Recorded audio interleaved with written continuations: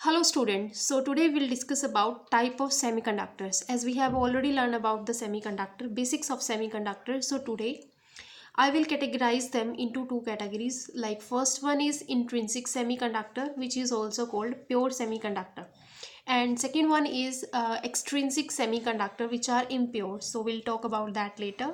So first of all, we'll start with the intrinsic semiconductors. So they are basically pure semiconductors with no impurities in it. And in the जो main चीज़ है, इनकी जो main quality है intrinsic semiconductors की, वो ये है that in that number of electrons is equals to number of holes, and at low temperature about 0 Kelvin it is assumed that electrons are present at the top of the conduction band. So we have two bands.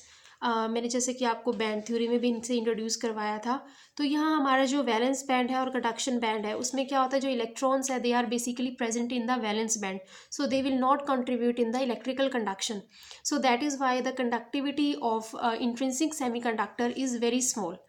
So, and the probability of finding the electron in the forbidden gap is half. So electron will not be present here in the valence band, and no electron will be present in the conduction band. So the maximum probability of finding the electron is in between valence band and conduction band, that is in the Fermi level. हम ये कह सकते हैं कि जो electrons हैं वही electron conduction में पार्ट लेते हैं जो कंडक्शन बैंड के अंदर प्रेजेंट है, लेकिन यहाँ जो इलेक्ट्रॉन्स हैं वो सभी क्या होते हैं, वैलेंस बैंड में प्रेजेंट. सभी का मतलब है कि 99%, लेकिन 1% कुछ इलेक्ट्रॉन्स ऐसे होते हैं जो एट हायर टेम्परेचर या थोड़ी थर्मल एजिटेशन के कारण इसे क्रॉस करके, वैलेंस बैंड को क्रॉस करके कंडक्शन बैंड में पहुँचने की कोशिश करते हैं. तो हम कह सकते हैं कि जो वो पूरी तरह पहुँच भी नहीं पाए हैं इन सिचुएशन के अंदर. तो जो मैक्सिमम नंबर है वो कहाँ है, in between that of valence and conduction band. So let's move to the second process. We know that कि जो सी इनकी कंडक्शन है वो बहुत स्मॉल होती है लेकिन बहुत स्मॉल होती है. जितनी हमें रिक्वायर है सेमीकंडक्टिंग डिवाइस के लिए, उतनी कंडक्शन इन प्योर सेमीकंडक्टर की नहीं होती. तो अब हम क्या कर सकते हैं, इनकी कंडक्टिविटी को इंक्रीज़ कर सकते हैं, और इनकी कंडक्टिविटी को इंक्रीज़ करने का जो एक मेजर तरीका है जो हम यूज़ करते हैं वो क्या है, डॉपिंग. सो डॉपिंग वो प्रोसेस है जिसके ज़रिए हम प्योर सेमीकंडक्टर के अंदर थोड़ी सी इम्प्योरिटी ऐड करते हैं, adding impurity in a very small amount, so that जो उसकी कंडक्टिविटी है वो क्या हो जाए, इंक्रीज़ हो जाए, बढ़ जाए. प्योर सेमीकंडक्टर की कंडक्टिविटी को इंक्रीज़ करने के लिए हम उसमें इम्प्योरिटीज़ ऐड करते हैं. और वो इम्प्योरिटीज़ किस तरह की हो सकती हैं, पेंटावेलेंट हो सकती हैं या ट्राईवेलेंट हो सकती हैं. आपको पता है जो आपके प्योर सेमीकंडक्टर है वो कौन से हैं, सिलिकॉन एंड जर्मेनियम, जो कि टेट्रावेलेंट है, यानी कि उनके आउटर मोस्ट शेल में कितने इलेक्ट्रॉन प्रेजेंट हैं, 4, यानी वो 4 बॉन्ड बनाने में कैपेबल हैं. तो अब क्या करते हैं, अब हम उनके अंदर जो इम्प्योरिटीज़ इंट्रोड्यूस करते हैं सिलिकॉन और जर्मेनियम में, वो या तो पेंटावेलेंट होते हैं, यानी उनके आउटर मोस्ट में कितने इलेक्ट्रॉन होंगे, 5 इलेक्ट्रॉन होंगे, या वो क्या होती हैं, ट्राईवेलेंट होती हैं, यानी 3 electrons at their outermost shell. तो इस तरह की इम्प्योरिटीज़ को ऐड किया जाता है ताकि जो उनकी कंडक्टिविटी है इंक्रीज़ हो जाए. और जो इम्प्योरिटीज़ है वो बहुत ही थोड़े अमाउंट में ऐड की जाती हैं, इन पार्ट्स पर million, that is in ppm.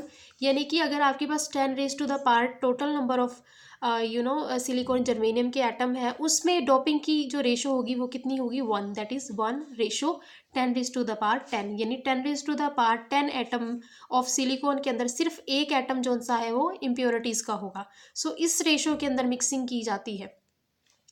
तो अब हम इसे और डिटेल में बात करेंगे. तो अब जो सा डोपिंग करने के बाद वो जो सेमीकंडक्टर था वो प्योर ना रह करके क्या बन गया, इम्प्योर बन गया, और उसे हम क्या कहेंगे, एक्सट्रिंसिक सेमीकंडक्टर. इस तरह के जो सेमीकंडक्टर होते हैं वो क्या होते हैं, इम्प्योर सेमीकंडक्टर होते हैं. और depending upon the type of impurities added, they are further categorise into 2 categories.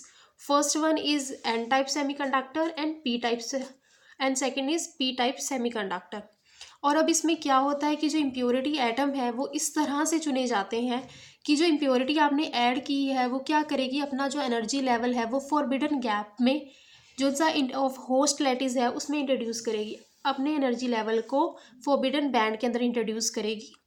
यानी कि अगर मान लो मैंने फॉस्फोरस वगैरह डाला है ना, किसके अंदर, सिलिकॉन या जर्मेनियम के अंदर मैंने ऐड किया है, तो वो क्या करेगा, फॉस्फोरस जो अपना एनर्जी लेवल है वो कहाँ इंट्रोड्यूस करेगा, उसके बैंड गैप के अंदर, फोरबिडन बैंड के अंदर वो जो है सिलिकॉन के अपना एनर्जी लेवल इंट्रोड्यूस करेगा उसकी कंडक्टिविटी को इंक्रीज़ करने के लिए. सो अब जैसे कि हमें ये पता लग गया है कि ये दो तरह के होते हैं extrinsic semiconductor. First one is of N type and second one is of P type. अब इन्हें ये नाम क्यों दिया गया है उसके बारे में हम फर्दर पढ़ेंगे आगे। So it is all because सबसे पहले हम जाएंगे किस पे, एन टाइप सेमीकंडक्टर पे। एन टाइप सेमीकंडक्टर सबसे पहले बनते कब हैं, ये तब फॉर्म होते हैं जब हम क्या करेंगे कि जो हमारा होस्ट लैटिस है, होस्ट लैटिस यानी प्योर सेमीकंडक्टर है, और वो कौन सा है, सिलिकॉन या जर्मेनियम। अगर आप सिलिकॉन या जर्मेनियम के अंदर पेंटावेलेंट इम्प्योरिटीज़ को इंट्रोड्यूस करते हैं या फॉस्फोरस वगैरह जैसे, है ना, इन्हें आप क्या करते हो, पेंटावेलेंट का मतलब है कि इनके जो आउटर मोस्ट शेल में है कितने इलेक्ट्रॉन होंगे, 5 इलेक्ट्रॉन होंगे, और जो हमारा सिलिकॉन या जर्मेनियम होस्ट है जिसके अंदर करना है उसके पास कितने हैं, 4 इलेक्ट्रॉन्स हैं।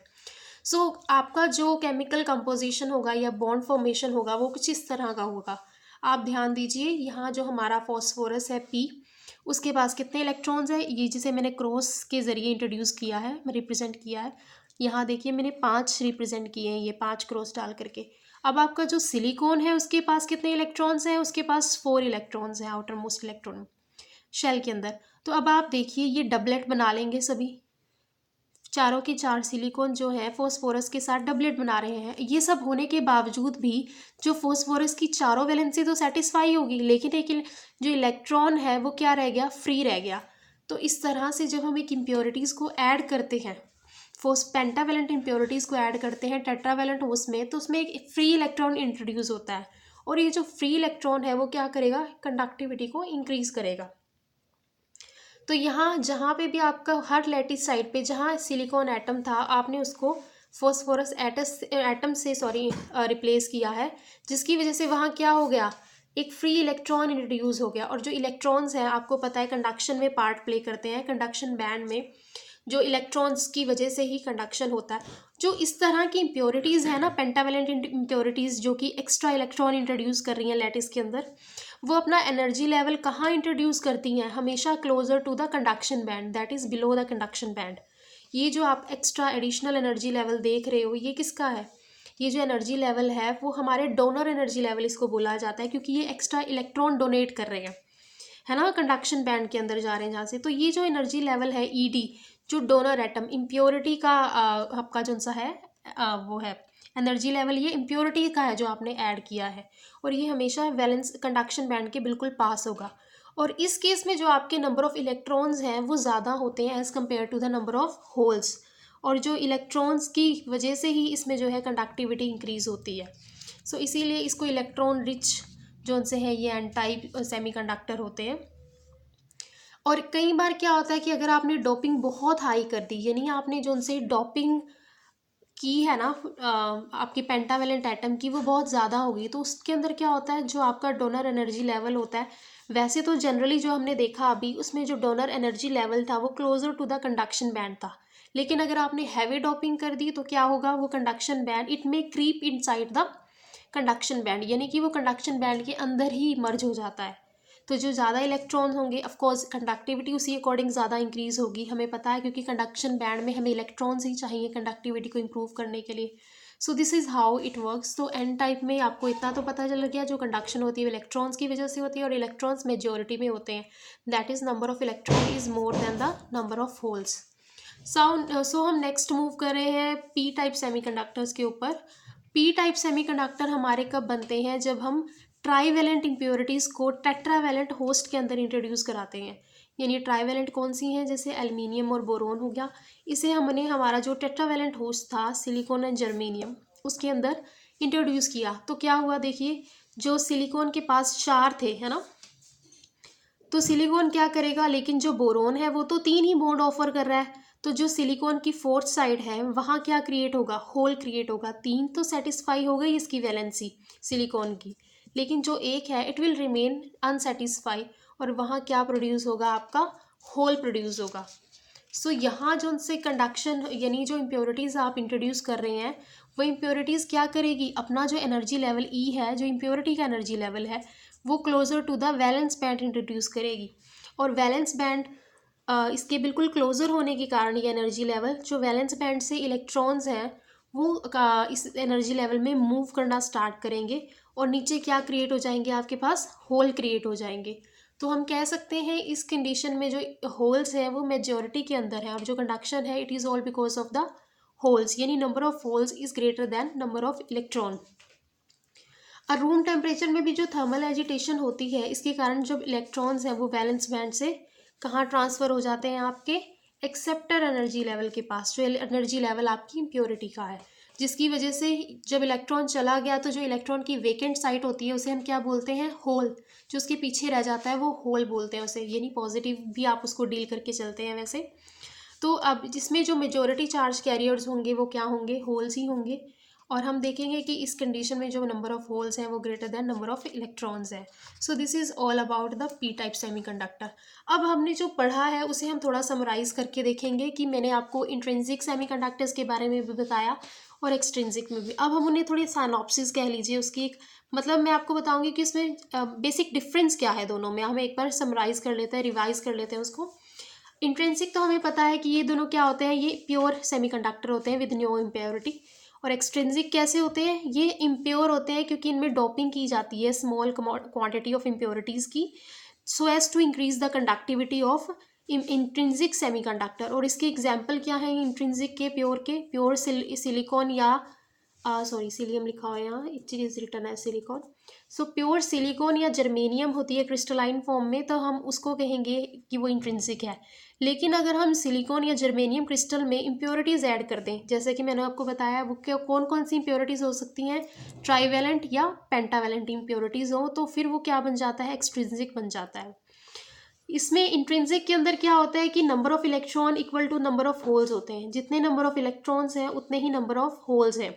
लेकिन यहाँ ऐसा नहीं होता, यहाँ वेरी कर सकते हैं, नंबर ऑफ इलेक्ट्रॉन्स कभी ज़्यादा हो सकते हैं, कभी नंबर ऑफ होल्स ज़्यादा हो सकते हैं। जो इंट्रिंसिक या प्योर सेमीकंडक्टर है उनकी कंडक्टिविटी लो होती है, और जो एक्सट्रिंसिक की हम बात करते हैं उनकी कंडक्टिविटी हाई होती है। यहाँ इंट्रिंसिक के अंदर आप देखेंगे एट अगर ज़ीरो टेम्परेचर की मैं बात करूँ तो जो प्योर हैं वो एज अ इंसुलेटर ही बिहेव करेंगे।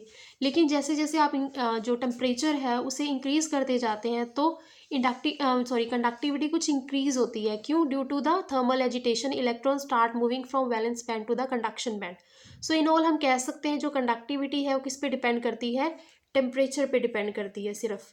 लेकिन यहाँ अगर मैं एक्सट्रिंसिक की बात करूँ तो जो कंडक्टिविटी है वो टेम्परेचर पे भी डिपेंड करती है, एंड किस पे डिपेंड करती है, अमाउंट ऑफ इम्प्योरिटी एडिंग, किस लेवल की आपने डोपिंग की है, वो हाईली डोप्ड है या लाइटली डोप्ड है, इस बात पे भी उसकी जो कंडक्टिविटी है वो डिपेंड करती है। So this is all about the extrinsic semiconductor and extrinsic semiconductor. So this is all about the topic. Thank you all. So if you like the video, don't forget to press the like button and do subscribe my channel Science Analytica. Moreover, if you feel you have some sort of query or question regarding this topic, so please don't hesitate to ask the question in the comment box given below. Thank you.